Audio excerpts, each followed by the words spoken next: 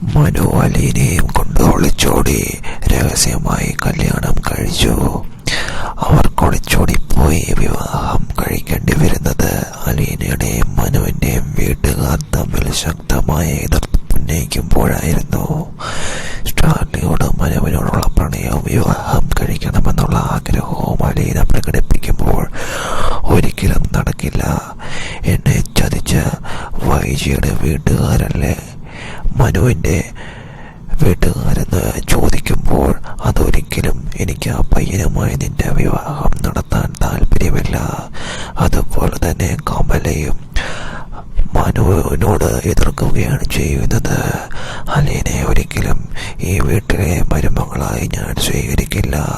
നിന്റെ വിവാഹം അവളുമായി നടത്താൻ ഒരിക്കലും ഞാൻ ശ്രമിക്കുകയുമില്ല. എനിക്ക് ജീവനുള്ളിടത്തോളം കാലം അതിനെ സമ്മതിക്കുകയുമില്ലെന്ന് പറയുമ്പോഴായിരുന്നു അവർക്ക് ഇത് ചെയ്യേണ്ടി